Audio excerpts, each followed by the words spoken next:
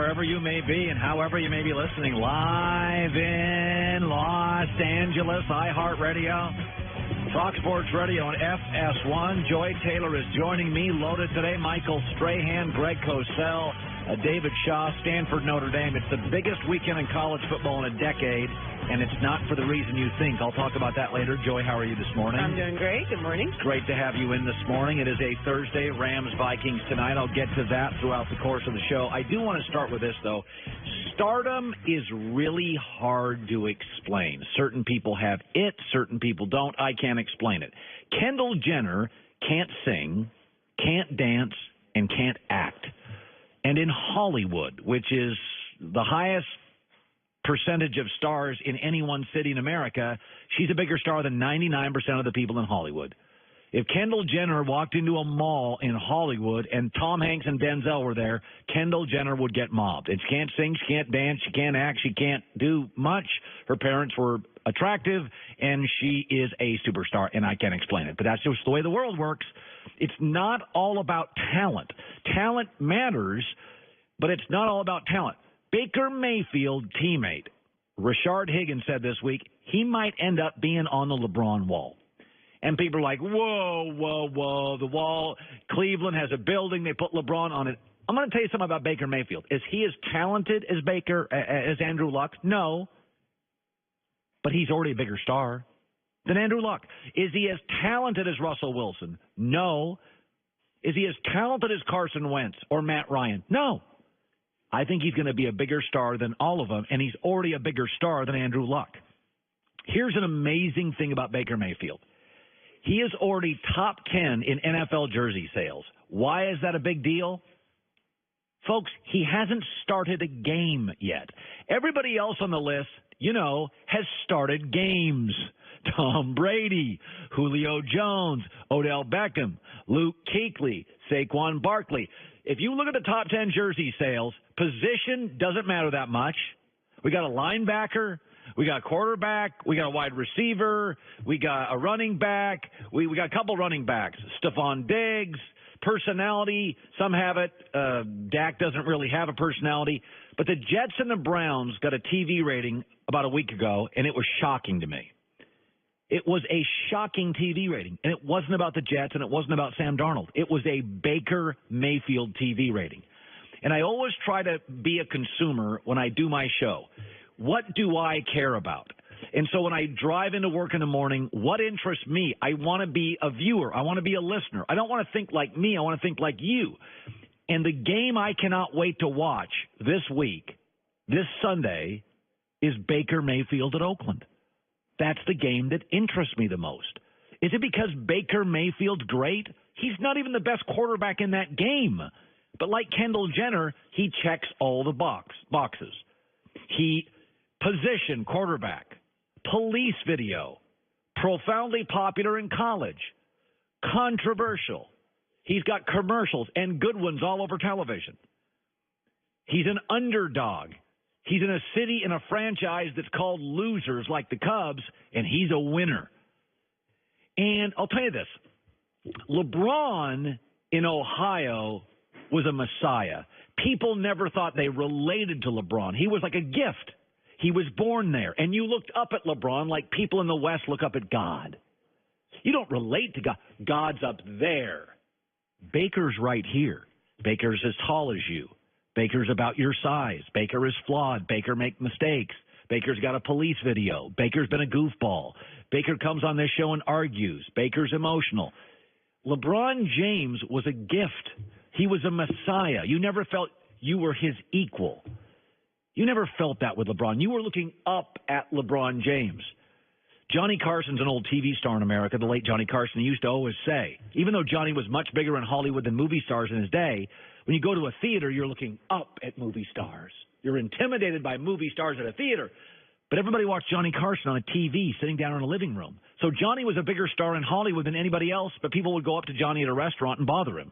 You'd never go up to a movie star. Oh, I can't go up to Tom Cruise or George. Because when you watch them on a movie screen. You're looking up at them. Johnny Carson was bigger than all of them in his prime in the 70s and 80s, but you watched him in a living room. He was your guy. You were eating your TV dinner watching Johnny Carson. He was relatable. I think Baker Mayfield is the biggest star in the NFL that nobody knows is a star yet. Top 10 in jersey sales. He's never started a game. He's not as talented as Andrew Luck, but you know what people do when they come up to me at a restaurant or they come up to me at a car wash? You know what everybody wants to talk about? Baker Mayfield. The NFL's got themselves a star, whether they know it or not. I cannot wait to watch Baker Mayfield and the Cleveland Browns, who've lost 22 straight road games at a dysfunctional 0-3 Raiders. I can't explain Kendall Jenner, but I'll tell you what I can explain.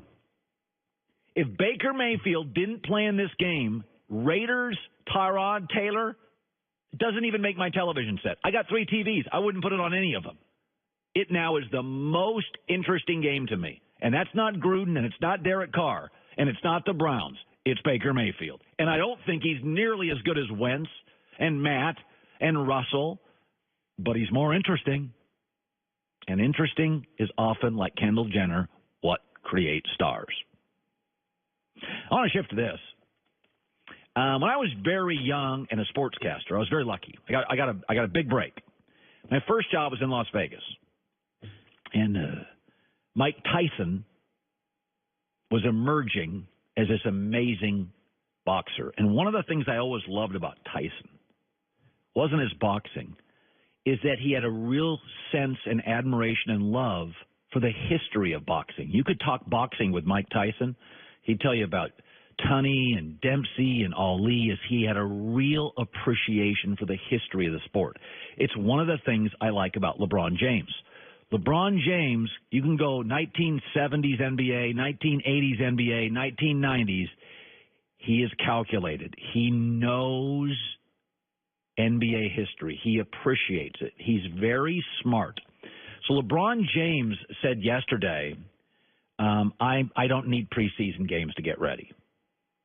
I'm not going to be playing in preseason games. I'm going to talk to Luke Walton about that. I'm not going to be doing preseason games.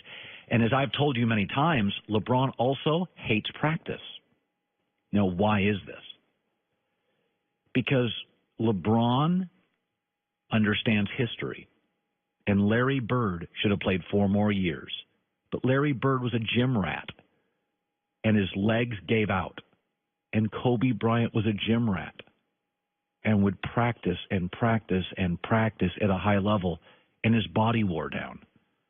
And Michael Jordan partied like crazy, cigars, steaks, late night card games, and his body deteriorated. LeBron James knows his legacy is now all about being able to play in June.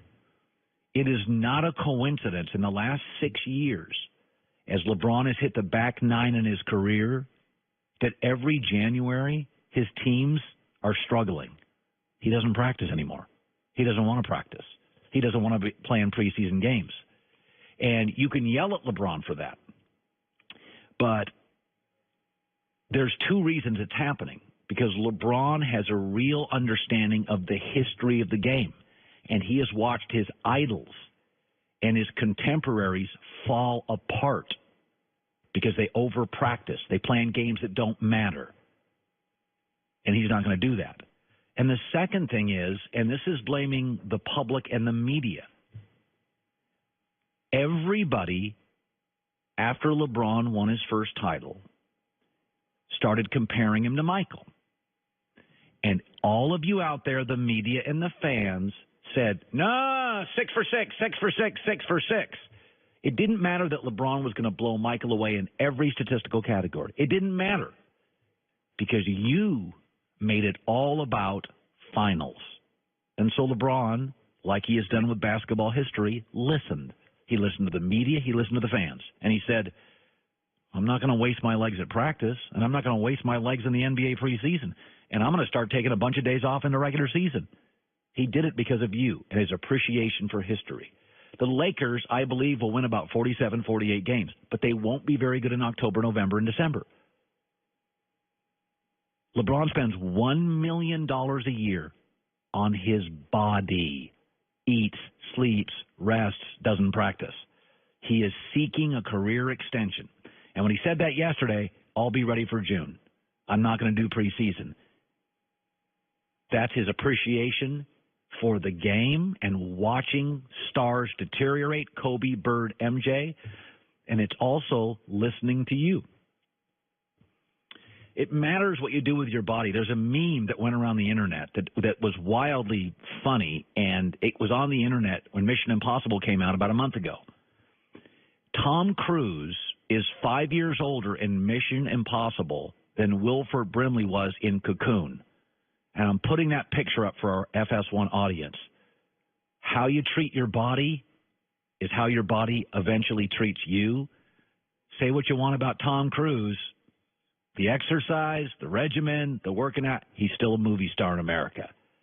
And LeBron has been the Tom Cruise of this sport. He's watched other actors not take care of themselves, be gym rats, can't get out of it, over-practice, kill yourself for preseason and regular season games in Denver in December, and he's not going to do it. And he's not going to do it here, and I applaud him for it. Because we're the ones that kept saying 6 for 6, June's all that matters. All that matters is finals. We don't care. And LeBron's like, all right, you're right. I'll be ready for June. Good to have you in today. Coming up, tonight's actually one of the really Fox debuts. It's Thursday Night Football. It's going to be great. Michael Strahan joins us next hour. And you can tell me somebody's a star, but I don't buy it just because you're trying to sell it. And you're going to see something in tonight's game with the Rams and the Vikings in regards to that, and that is coming up next. What is ransomware? It is malicious software that locks onto your computer and demands ransom money to restore access. Cyber criminals will demand payment with a certain time or risk losing access to your data. But getting your data back isn't guaranteed. And if you get caught up in this ransomware mess, you could lose $500 to $1,000. So many threats in today's connected world. It takes one weak link for criminals to get in. Right now, though, LifeLock Identity Theft Protection has added the power of Norton Security to help protect against threats to your identity and your devices. You can't easily see or fix on your own. Nobody stops every threat. Nobody can monitor transactions at all businesses. But new LifeLock with Norton Security can see threats you'd miss on your own. You don't want to get caught up in that ransomware circus. Go to LifeLock.com, LifeLock.com, and put in the promo code HERD, H-E-R-D, or call 1-800-LifeLock, 1-800-LifeLock, and use the promo code HERD. In each case, 10% off, plus a $25 Amazon gift card with annual enrollment. Promo code HERD, terms apply.